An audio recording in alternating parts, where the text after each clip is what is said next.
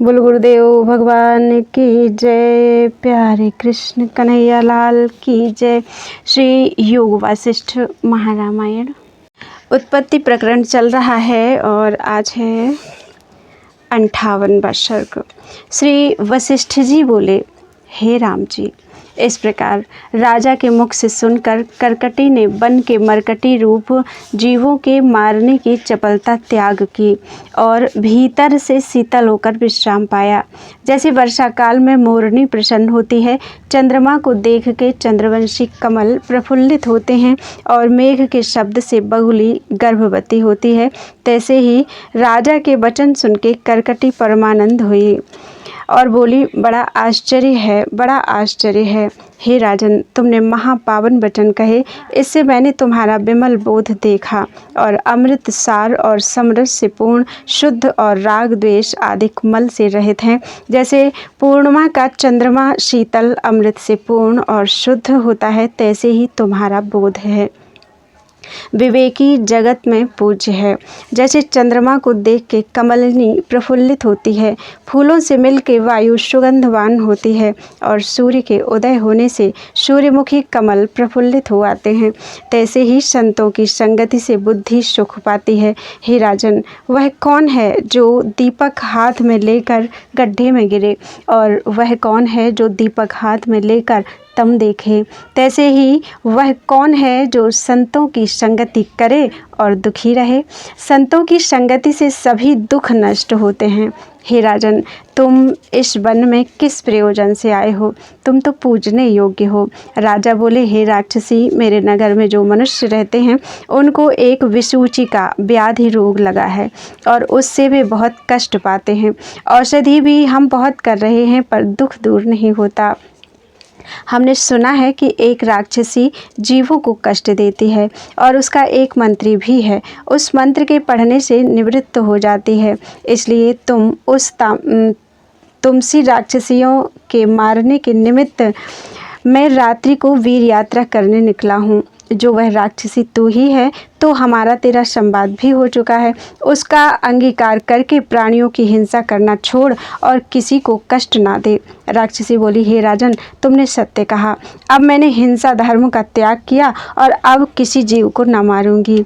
राजा बोले, हे राक्षसी, तूने तो कहा कि मैं अब किसी जीव को न मारूंगी, पर तेरा आहार तो जीव है। जीवों को मारे बिना तेरे शरीर का निर्वाह कैसे होगा? राक्षसी बोली, हे राजन, 1000 वर्ष में समाधि में स्थित रही और जब समाधि खुली तब मुझे क्षुधा लगी। अब मैं फिर हिमालय पर्वत की कंदरा में जाकर निश्चल समाधि में जैसे मूर्ति लिखी होती है तैसे ही स्थित होंगी और जब समाधि से उतरूंगी तब अमृत की धारण में विश्राम करूंगी। जब उससे उतरूंगी तब शरीर का त्याग करूंगी, परंतु हिंसा न करूंगी। हे राजन, जिस प्रकार मैंने हिंसा धर्म को अंगीकार किया था वह सुन। मुझको जब बड़ी क्षुधा लगी तब उसके निवारण के अर्थ में हिमालय पर्वत के उत्तर शिखर पर वन में एक सोने की शिला के पास लोहे के थंब की नाई जीवों के नाश के निमित्त तप करने लगी और जब बहुत वर्ष व्यतीत हुए तब ब्रह्मा जी ने मनोवांछित वर मुझको दिया। तब मेरे 2 शरीर हुए, एक आधारभूत सूर्य की नाई और दूसरा पुर्यष्टक, और मैं विसूचिका नाम राक्षसी हुई। उस शरीर से मैं अनेक जीवों के भीतर जाकर उनको भोजन करती रही, परंतु ब्रह्मा जी ने मुझसे कहा था कि जो गुणवान होंगे और जो ओमकार मंत्र पढ़ेंगे उन पर तेरा बल ना चलेगा, तू निवृत्त हो जावेगी। हे राजन, उसी मंत्र का उपदेश अब तुम भी अंगीकार करो। उस मंत्र के पाठ से सबके रोग नष्ट होंगे। ब्रह्मा जी का जो उपदेश है उसको तुम नदी के तट पर जाकर और पवित्र होकर शीघ्र ही ग्रहण करो। उसके पाप से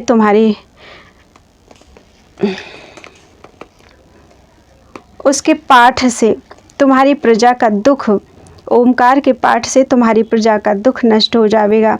इतना कहकर वशिष्ठ जी बोले,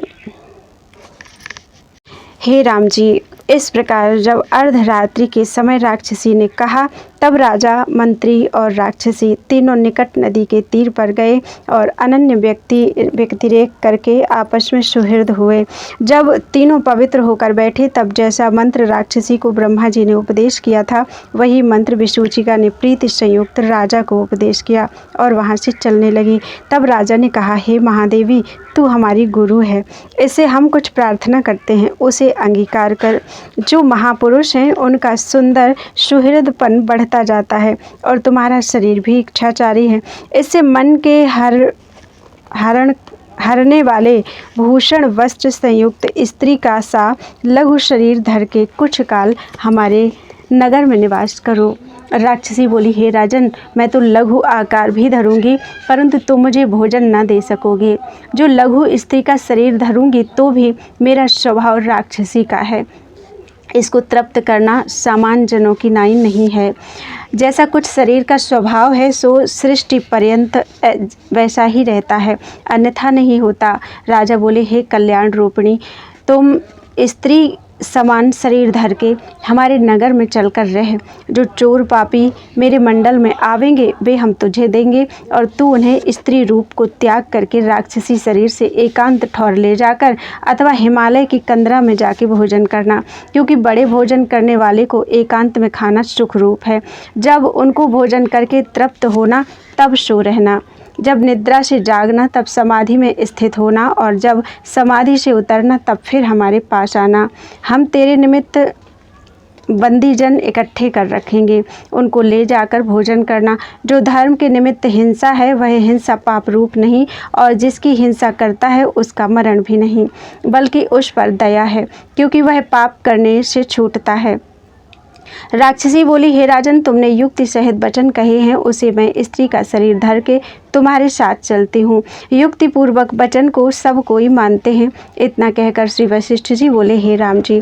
इस प्रकार कहकर राक्षसी ने महासुंदर स्त्री का शरीर धारण किया और बहुत कंकण आदि नाना प्रकार के भूषण और वस्त्र पहनकर राजा के साथ चली। निदान राजा और मंत्री आगे चले और स्त्री पीछे चली। राजा उसको अपने ठाम में ले आया और एकांत स्थान में तीनों बैठे रात्रि को परस्पर चर्चा करते रहे। जब प्रातःकाल हुआ तब सौभाग्यवती स्त्री रूप राक्षसी राजा के अंतःपुर में जा बैठी और जो कुछ स्त्रियों का व्यवहार है वह करती रही और राजा और मंत्री अपने व्यवहार में लगे। इसी प्रकार जब 6 दिन व्यतीत हुए तब राजा के मंडल में जो 3 सहस्त्र चोर बंधे हुए थे उन सबको उसने करकटी को दे दिया और उसने राक्षसी का शरीर धर के उनको भुजामंडल में ले जैसे मेघ बूंदों को धारता है हिमालय के शिखर को चली। जैसे किसी दरिद्री को सुवर्ण पाने से प्रसन्नता होती है तैसे वह प्रसन्न हुई और वहाँ जा तृप्त होकर भोजन किया और सुखी होकर सो रही। 2 दिन पर्यंत सोई रही। उसके उपरांत जाग के 5 वर्ष पर्यंत समाधि में लगी रही और जब समाधि खुली तब फिर राजा के पास आई। इसी प्रकार जब वह आवे तब राजा उसकी पूजा करे और जितने दुष्ट जन इकट्ठे किए हों उनको दे दे। वह उन्हें ले जाकर हिमालय की कंदरा में भोजन करके फिर ध्यान में लगे और जब ध्यान से उतरे तब फिर वहाँ आवे और फिर ले जावे। हे राम जी, इसी प्रकार जीवन मुक्त होकर वह राक्षसी प्रकृत स्वभाव को करती रही और जब अनेक वर्ष व्यतीत हुए तब राजा विदेह मुक्त हुआ। फिर जो कोई उस मंडल का राजा हो उससे भी राक्षसी की सुहृदता हो। इति श्री योग वासिष्ठे उत्पत्ति प्रकरणे राक्षसी सुहृदता वर्णन नाम 55तमः सर्गः। बोलो वृंदावन बिहारी लाल की जय। श्री वशिष्ठ जी बोले, हे राम जी, निदान जब राक्षसी आवे तब किरात देश का राजा पूर्व की नाई उसकी पूजा करे और जो कुछ विसूचिका अथवा दूसरा कोई रोग उनकी प्रजा में हो उसे राक्षसी निवृत्त कर दे। इसी प्रकार अनेक वर्ष व्यतीत हुए। एक बार उसको ध्यान में लगे बहुत वर्ष व्यतीत हो गए। तब किरात देश के राजा ने दुख की निवृत्ति के लिए ऊंचे स्थान पर उसकी प्रतिमा स्थापन की और उस प्रतिमा का एक नाम कंदरा देवी और दूसरा नाम मंगला देवी रखा। उसका ध्यान करके सब पूजा करने लगे और उसी से उसका कार्य सिद्ध होने लगा। हे राम जी, उस प्रतिमा में उस देवी ने आप निवास किया। जो कोई जिस फल के निमित्त उस प्रतिमा की पूजा करे उसका कार्य सिद्ध हो और ना पूजे तो दुखित हो। इससे जो कोई कुछ कार्य करने लगे वह प्रथम मंगला देवी की पूजा करे तो उसका कार्य सिद्ध हो जावे। और जो विधि करके उसकी पूजा करे उससे वह बहुत प्रसन्न हो। हे राम जी, अब तक वह प्रतिमा किरात देश में स्थित है। जिस जिस फल के निमित्त उसकी कोई सेवा करता है तैसा फल उसको वह देती है। इति श्री योग वासिष्ठे उत्पत्ति प्रकरणे सूच्याख्यान समाप्ति वर्णन नाम 59तमः सर्गः। बोलो वृंदावन बिहारी लाल की जय। श्री वशिष्ठ जी बोले, हे राम जी, यह आनंदित करकटी का आख्यान जैसे पूर्व हुआ है वैसे ही मैंने तुमसे कहा है। राम जी ने पूछा, हे भगवान, राक्षसी का कृष्ण बपू किस निमित्त था और करकटी इसका नाम क्यों था? श्री वशिष्ठ जी बोले, हे राम जी, यह राक्षसों के कुल की कन्या थी। राक्षसों का बपू शुक्ल भी होता है, कृष्ण भी होता है और रक्तपीत आदि भी होता है। हे राम जी, करकटी नाम एक जल जंतु भी होता है और उसका श्याम आकार होता है। उसी के समान करकटा नाम एक राक्षस था, उसके समान उसकी यह पुत्री हुई, इस कारण इसका नाम करकटी हुई। हे राम जी, यहाँ करकटी का और कुछ प्रयोजन न था। अध्यात्म प्रसंग और शुद्ध चेतन के निरूपण के निमित्त मैंने तुमसे यह आख्यान कहा है। यह आश्चर्य है कि असत रूप जगत के पदार्थ सत रूप होकर भासते हैं और जो आत्मसत्ता सदा संपन्न रूप है वह अविद्यमान की नाई भासती है। हे राम जी, वास्तव में तो एक अनादि अनंत और परम कारण आत्मसत्ता स्थित है। भावना के बस से उसमें जगत रूप भासता है और अनन्य रूप है। जैसे जल और तरंग में कुछ भिन्नता नहीं होती, तैसे ही ब्रह्म और जगत में कुछ भिन्नता नहीं। आत्मा में जगत कुछ द्वैत रूप नहीं हुआ। आत्मसत्ता सदा अपने आप ही में स्थित है और उसमें जैसा जैसा चित्त स्पंदन दृढ़ होता है तैसा ही तैसा रूप होकर भासता है। जैसे बानर रेत को इकट्ठा करके उसमें अग्नि की भावना करते हैं और तापते हैं तो उनका शीत उसी से निवृत्त होता है, तैसे ही सम स्थित और शांत रूप आत्मा में जब जगत की भावना फुरती है तब नाना प्रकार का भासता है। जैसे थंबे में पुतलियाँ अन उदय ही शिल्पी के मन में उदय की नाई भासती हैं, तैसे ही भावना के बस से आत्मा ही जगत हो भासता है। जैसे बीज में पत्र फूल टहनी और वृक्ष अनन्य रूप होते हैं, वैसे ही ब्रह्म में जगत अनन्य रूप है। जैसे और वृक्ष में कुछ भेद नहीं है, तैसे ही ब्रह्म और जगत में कुछ भेद नहीं। अविचार से भेद भासता है और विचार किए से जगत भेद नष्ट हो जाता है। हे राम जी, अब यह विचार न करना कि कैसे उपजा है, कहाँ से आया है और कब का हुआ है। जैसे हुआ तैसे हुआ। अब इसकी निवृत्ति का उपाय करना चाहिए। जब तुम यह जानोगे तब हृदय की चिद जड़ ग्रंथि टूट जाएगी। शब्द और अर्थ की जो कुछ कल्पना उठती है सो मेरे वचनों और स्वरूप में स्थित भय से नष्ट हो जाएगी। हे राम जी, यह सब जगत अनर्थ चित्त से उपजा है और मेरे वचनों के सुनने से शांत हो जाएगा। इसमें संशय नहीं कि सब जगत ब्रह्म से उपजा है और सब ब्रह्म स्वरूप ही है। पर जब तुम ज्ञान में जागोगे तब ज्यों का त्यों ही जानोगे। राम जी ने पूछा, हे भगवान, जो जिससे होता है वह उससे व्यतिरेक होता है। जैसे कुलाल से घर भिन्न रूप होता है, तो आप कैसे कहते हैं कि सब जगत ब्रह्म से उपजा है और ब्रह्म स्वरूप ही है? वशिष्ठ जी बोले, हे राम जी, यह जगत ब्रह्म से ही उपजा है। जितने कुछ प्रतियोगी शब्द शास्त्रों ने कहे हैं सो दृश्य में हैं। शास्त्र ने उपदेश जताने के निमित्त कहे हैं, वास्तव में यह शब्द कोई नहीं। जैसे किसी बालक को परछाई में बेताल भासता है, पूछते हैं कि किस भाग में स्थित होकर बेताल ने भय दिया है और कहता है कि अमुक ठौर में बेताल ने भय दिया है, और वह कहता है कि अमुक ठौर में बैताल ने भय दिया है, सो वह व्यवहार के निमित्त कहता है, पर बैताल तो वहाँ कोई भी न था। तैसे ही आत्मा के उपदेश के निमित्त भेद कल्पना करी है, वास्तव में द्वैत कल्पना कोई नहीं है। हे राम जी, ब्रह्म जगत हुआ है, यह अर्थ केवल व्यतिरेक नहीं होता। कुलाल जो दंड से घट उपजता है सो व्यतिरेक के अर्थ है। स्वामी का टहलुआ यह भिन्न के अर्थ है और ये अभिन्न रूप ही होते हैं, जैसे अवयवी के अवयव हैं। सुवर्ण से भूषण हुए हैं और मृत्तिका से घट हुए हैं, तैसे ही अभिन्न और अवयवी का स्वरूप है। जैसे भूषण स्वर्ण रूप है, घट मृत्तिका रूप है, तैसे ही ब्रह्म से उपजा जगत ब्रह्म रूप ही है। वास्तव में भिन्न अभिन्न कारण परिणाम भाव विकार अविद्या और विद्या सुख दुख आदि मिथ्या कल्पना अज्ञान से उठती है। हे राम जी, अबोध से भेद कल्पना होती है और ज्ञान से सब कल्पना शांत हो जाती है। केवल अशब्द पद शेष रहता है। जब तुम ज्ञान योग होगे तब ऐसे जानोगे कि आदि मध्य अंत से रहित अविभाग और अखंड रूप एक आत्मसत्ता जीव की त्यों स्थित है। अज्ञान से अथवा जिज्ञासु को उपदेश के निमित्त द्वैतवाद कल्पना है। बोध होने से द्वैत भेद कुछ नहीं रहता। हे राम जी, वाच्य वाचक भाव द्वैत बिना सिद्ध नहीं होता। जब बोध होता है तब वाच्य का मौन होता है। इससे महावाक्य के अर्थ में निष्ठा करो और जो कुछ भेद कल्पना मन ने रची है उसकी निवृत्ति के अर्थ मेरे वचन सुनो। हे राम जी, यह मन ऐसे उपजा है जैसे गंधर्व नगर होता है और उसी ने जगत की रचना की है।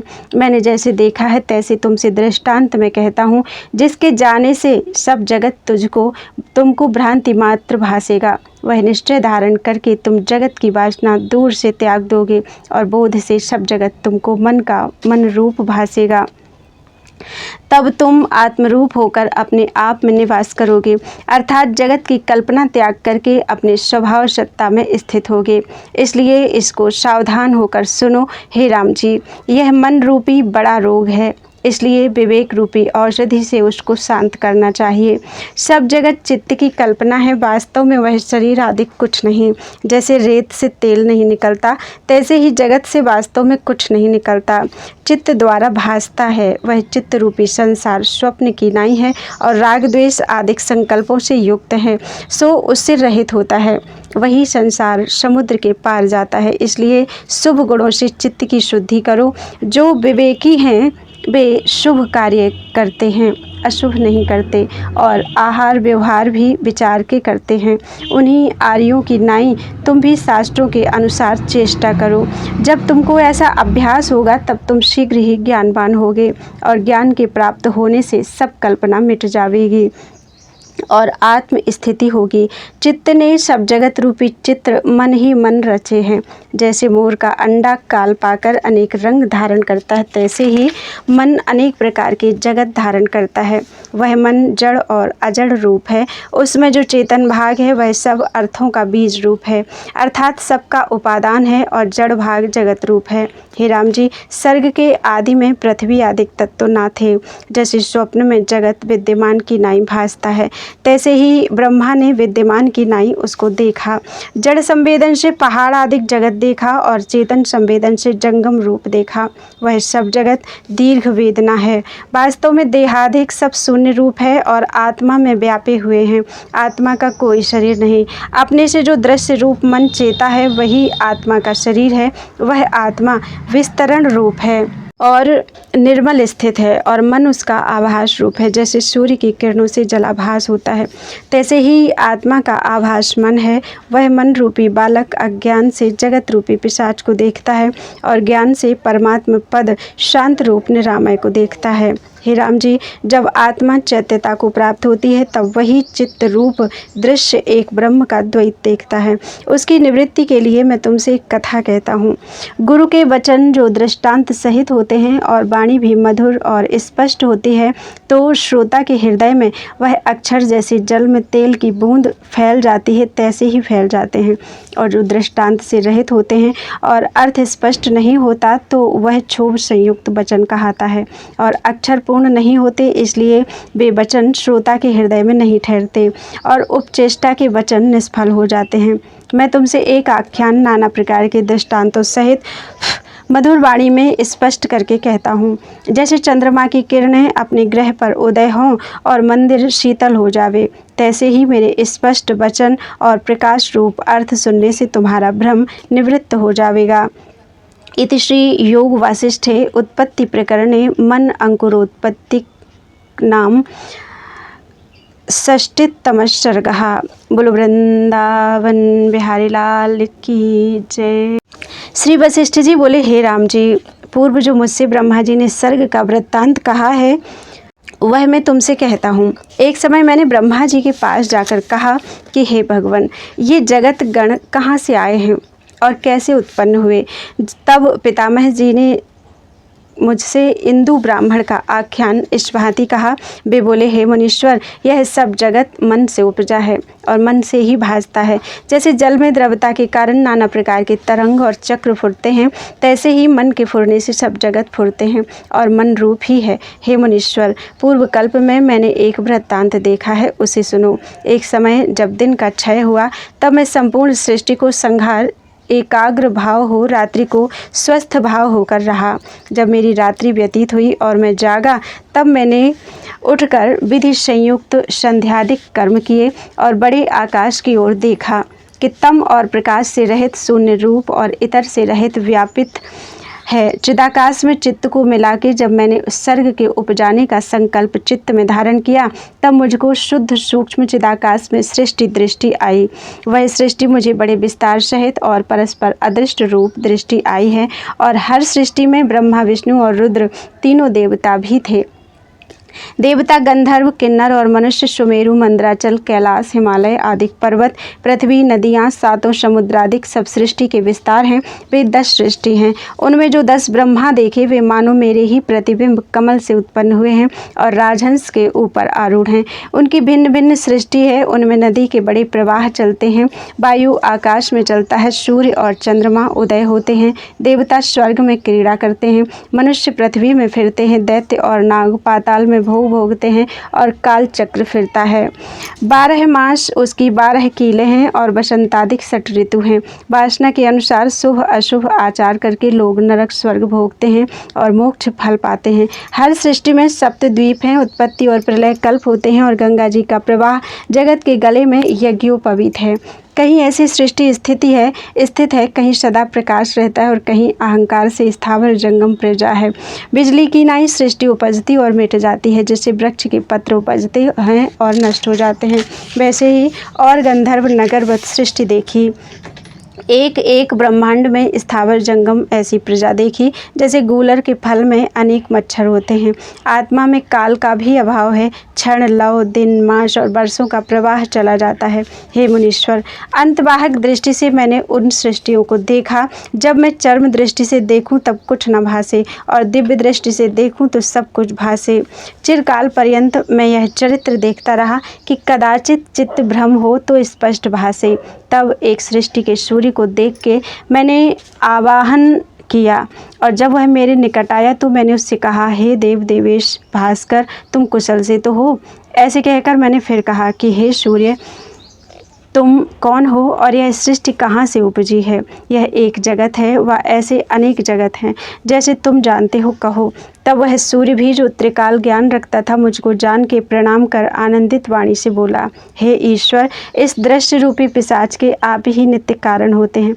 आप तो सब जानते ही हैं, तो मुझसे क्यों पूछते हैं। यदि लीला के अर्थ पूछते हैं तो जैसा हुआ है तैसे मैं आपके सम्मुख निवेदन करता हूँ।